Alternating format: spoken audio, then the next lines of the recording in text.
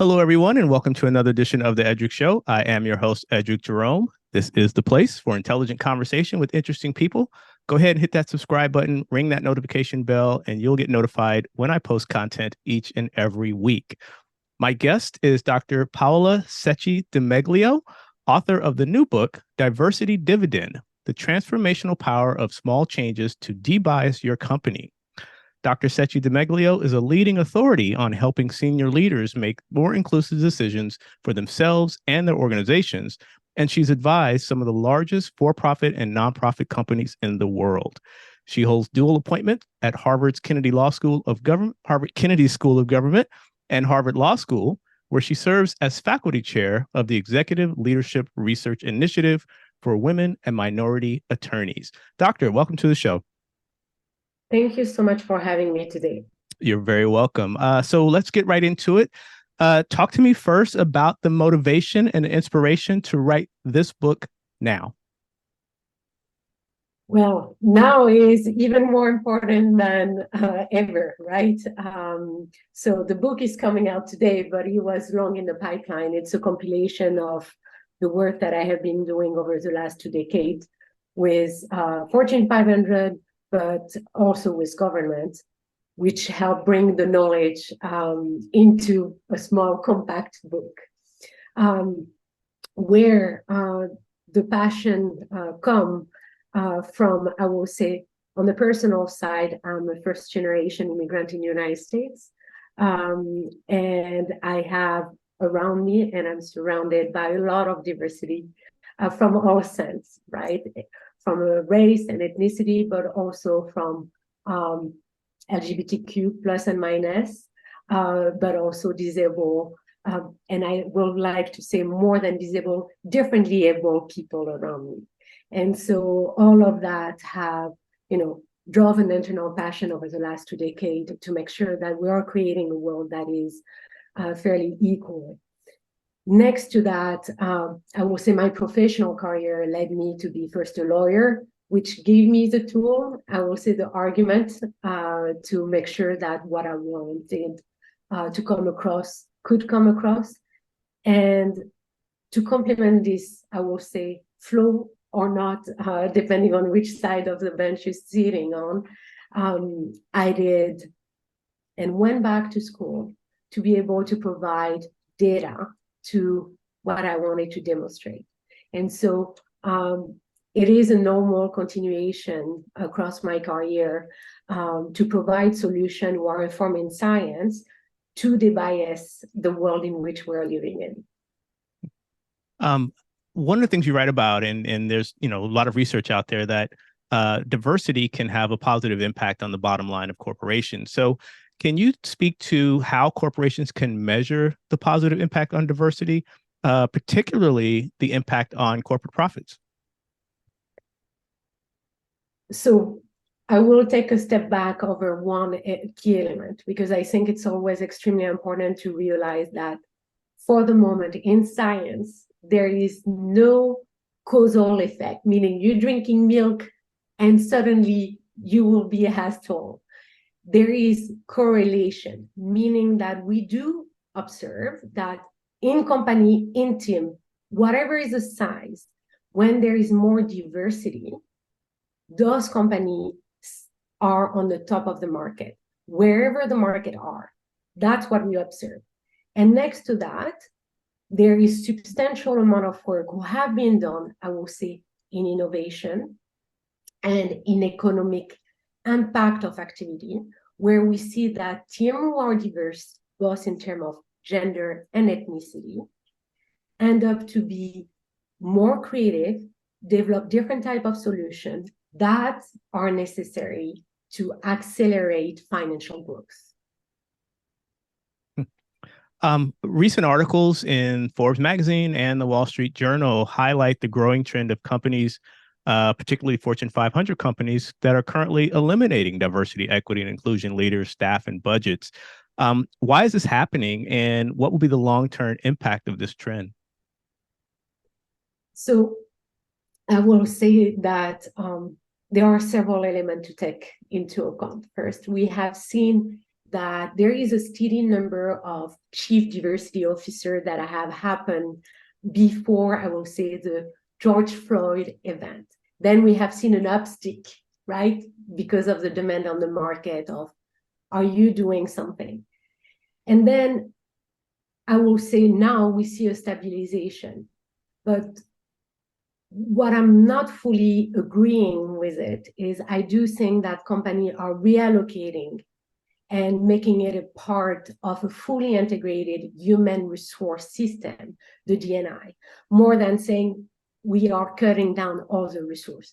On the contrary, I do think that since the decision we have observed from the Supreme Court in June, we have seen all those companies reallocating to a larger spectrum to make sure that all their past effort and future effort are fully incorporated into this ecosystem.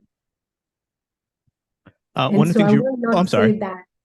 I will not say that it has been reduced as such. I think it has been more reallocated. Understood. One of the things you write about is onboarding and why that's such a crucial aspect of increasing and improving diversity for corporations. So can you talk about the onboarding process and why that's such a critical aspect of diversity in corporations? I will make a big leap of faith. I don't think you and I are just out of school. And so we probably have been trying to be on board at least once in our lifetime, right? Exactly. And so something that is very recurrent is how much employer overall underestimate the impact of onboarding of any type of talent. And what I have found is overall, this is a critical stage. Why? Because at that time, candidate knows if they're going to leave. And we see difference between gender and between ethnicity. So right at the beginning, we know if we're going to belong and if the environment around us is inclusive. And I don't know anyone in the business world who will say, we invest a large amount of money to attract the largest pool of diverse candidates we can. We bring them on board, and within 2 months, they know they're already going to leave. And as such, it is extremely important for every employer to realize that that onboarding is not done within a week. And I'm sure, you know, a lot of people, especially when you talk to younger generation, you realize that this is underestimated time for them to start building connection within the company, start feeling that they can grow, that there is a future. And as such, employers have a real opportunity, I will say, to extend. I will say almost 18 months is a perfect time to say your onboarding is done.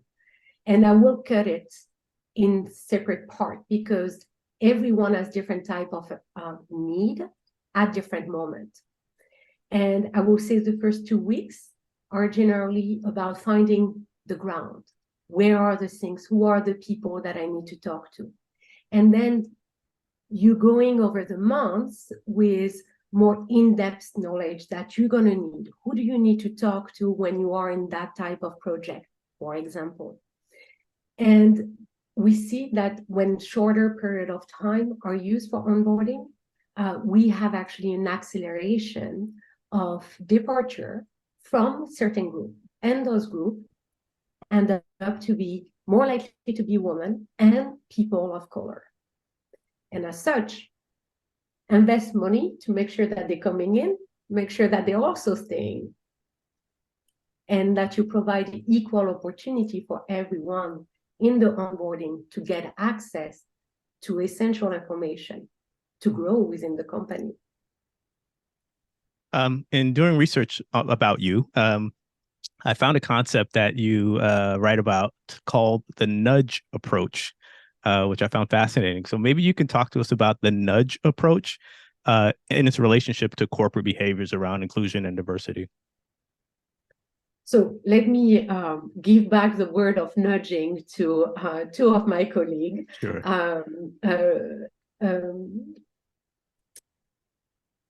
And they both of them wrote nudges, and Richard Taylor won the Nobel Prize over it. Kassenstein, who is also on the faculty at Harvard, is a tremendous scholar. But what I have applied is the concept of nudge into the D&I sphere.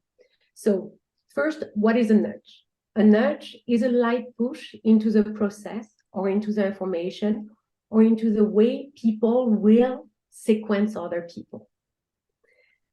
We remain with a free will, right? It's just changing certain type of way in which you're going to connect information to make sure that those decisions you will make are the best and align with your long-term goal. That said, what it is in the sphere of D&I. So for example, a light nudge in the term of attracting diverse talent is being able to provide on the website the current organigram, just what are the cut down in terms of gender and ethnicity, right? The visibility of what is possible to grow within the company, a small or large. In terms of recruitment, a small nudge could be, for example, if you are the employee,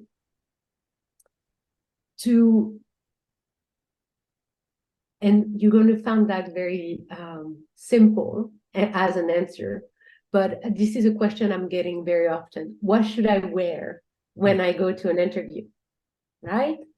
And I said, there is no one size fits all, but one nudge that you can give to yourself is looking through the website of the company, but also back in the news and any social media, see how people are. That will give you a good cue if you are overdressed or underdressed. That's something that will also help you belong.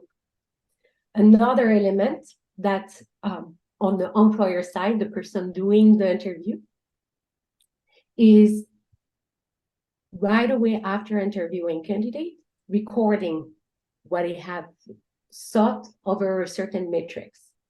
And in terms of annual performance review, that's changing just simply the order. Thinking everybody should be promoted. Now let's use the opt-out system. Who should not be promoted? And let's justify why this person should not be promoted. Years ago, and I used to be in the corporate world and healthcare and so forth and so on. And your point about the performance evaluation was so telling to me, because it wasn't really connected to anyone particular. It was kind of a generic, stale process that didn't have any individuality. And to your point, it was just kind of perfunctory. So, I appreciate you writing about the performance evaluation process, because I think many organizations can benefit from relooking at it. In fact, the organization I was with, it was pretty much a point and click. It was a system. You just pretty much click and you print. And so to me, I just found that a little impersonal as a leader in that organization, but I'll leave that there.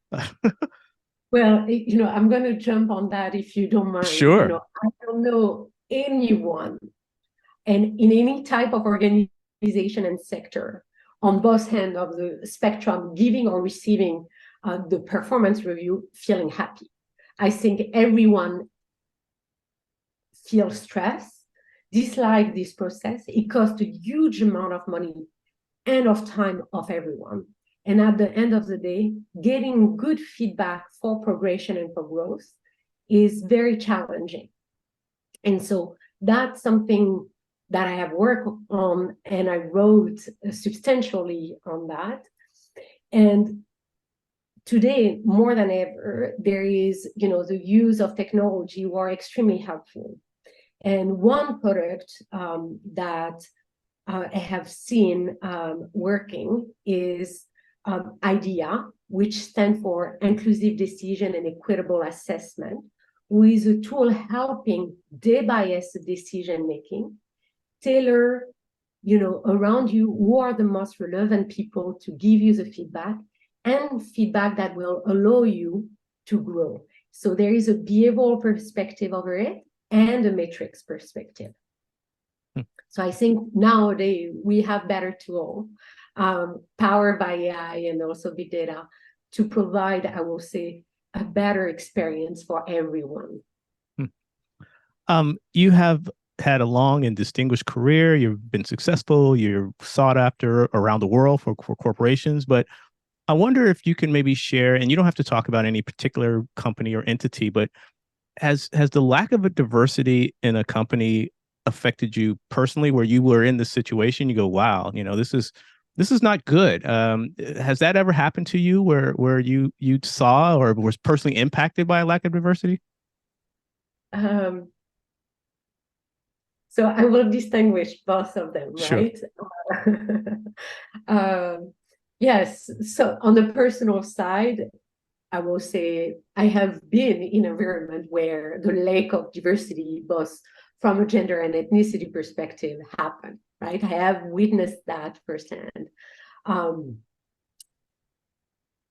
Working with company, generally speaking, when I'm coming in, they are already in tune. There is a sensitivity over the importance of making sure that their workforce is as diverse as well. That's number one.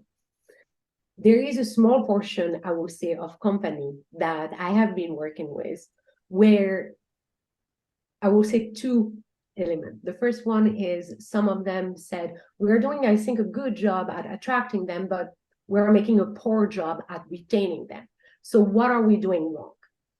And so here, when I'm coming, I see all the biases that come into the process, and the compound effect of the signal make those individuals want to leave either sooner than later, and as such cannot grow in the company.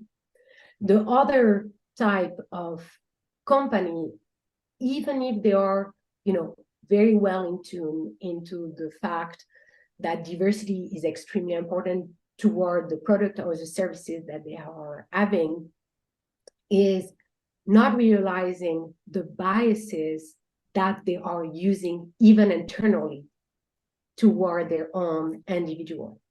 And I'm going to give you an example that I think is very resonating. It's a company where, in terms of innovation, you want to make sure that you're using terms that and language with full on, I will say, culturally and socially blended, a language that attracts everyone to come to the pipeline of innovation.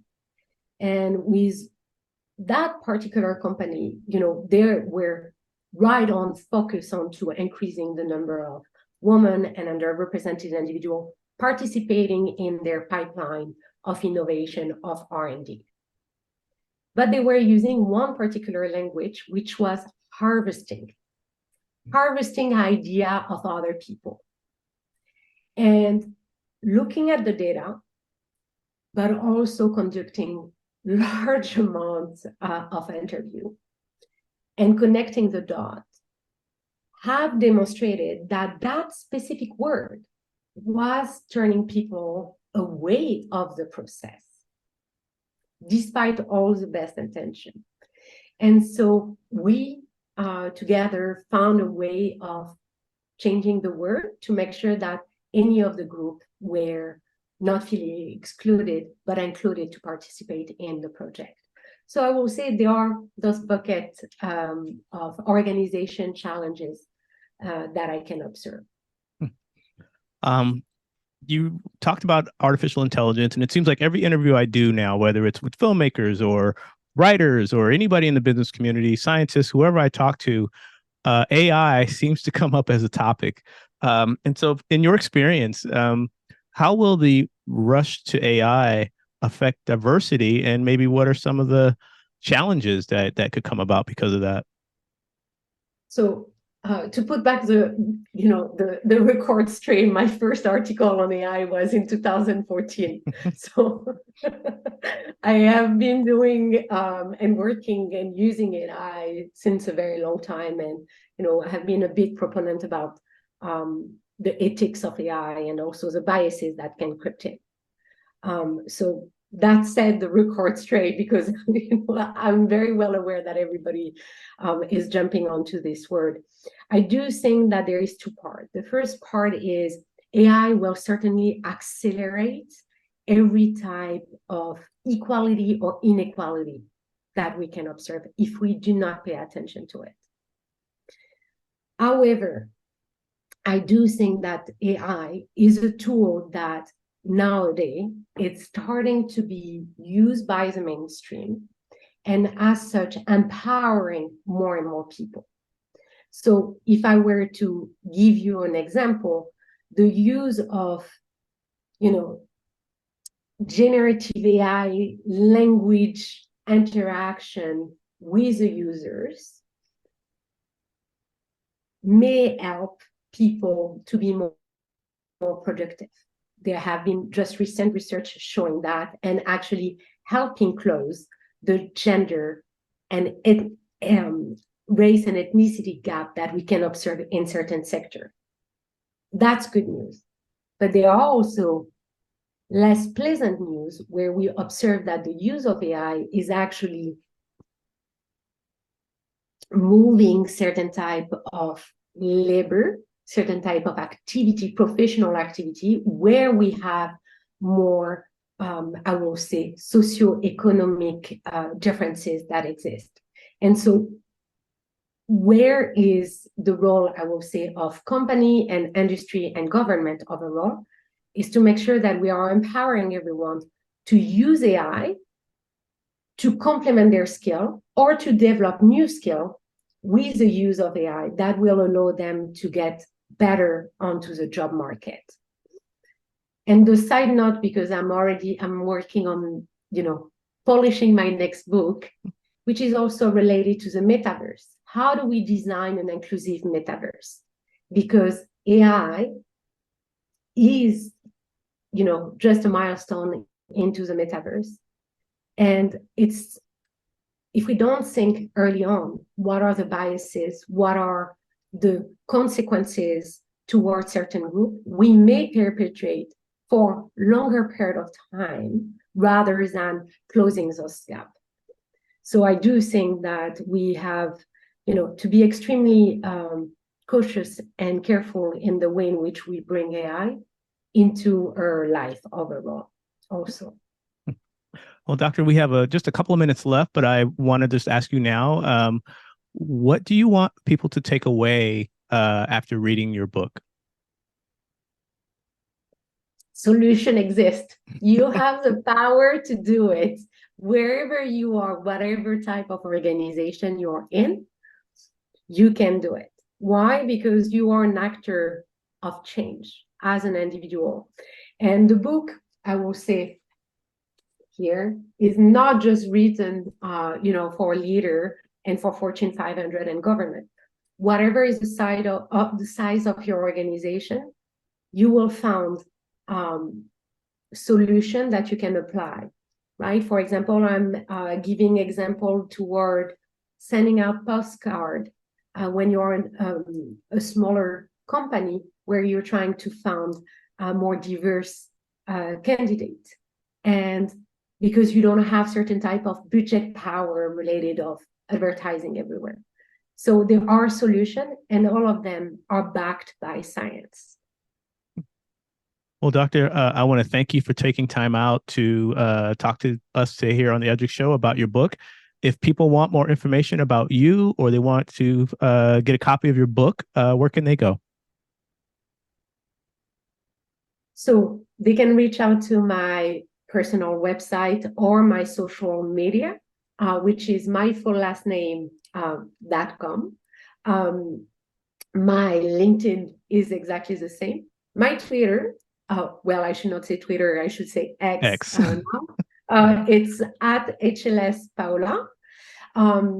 And finding the books, several avenues, available on Amazon and available in the website of MIT Press, who also dispatch not only to the big publisher, but also smaller publishers who are very important to support as well.